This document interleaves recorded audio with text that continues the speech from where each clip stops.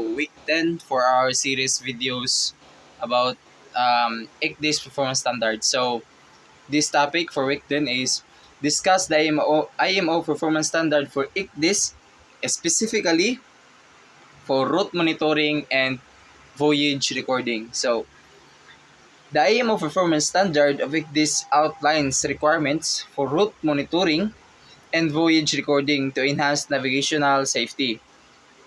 Route monitoring features ensures continuous tracking of the vessel positions relative to the planned route, uh, ranging alarms when the deviations exceeded specific limits or when approaching safety contour or prohibited area.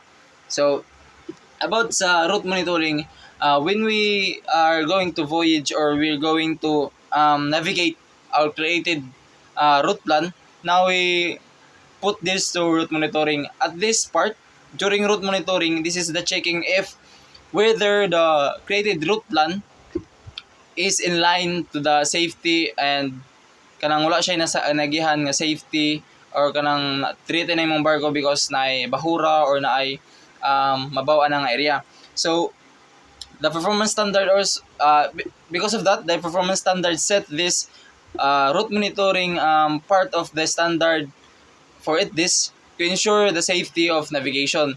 Also, this route monitoring also give alarm if the mariner or if your vessel not in line with the created route plan mo. Alarm na siya if you are exceeding from your limit, especially if naa siya ka sa shallow water nga naa kay limit nga dapat dili ka mo pidpid ani nga area, because if mapidpid ka, maybe your vessel will be go aground.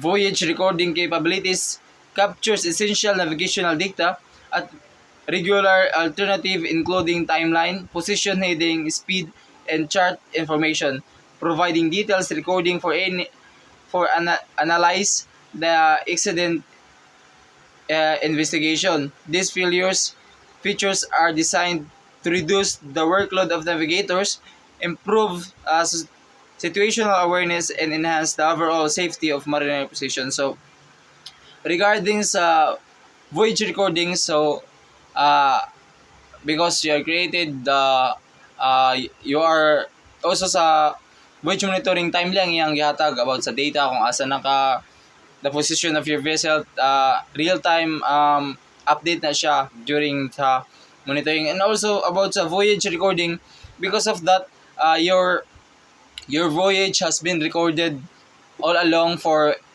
if example mabahura ka, so na siya i-preference nga i-playback or kuantong voyage recording. So imo siyang the investigator will see the voyage recording for to ensure that the what happened or to investigate if ever nga naay may tabo nga dili mao sa imong vessel. So this video recorder also saved us the if sa airplane pa, if gitawag niya siya nga black box sa airplane. So this is record everything, command and everything that happened on bridge during the navigation process. Dili siya mo save sa voyage recording. And this is also a part of the performance standard for the ICDIS.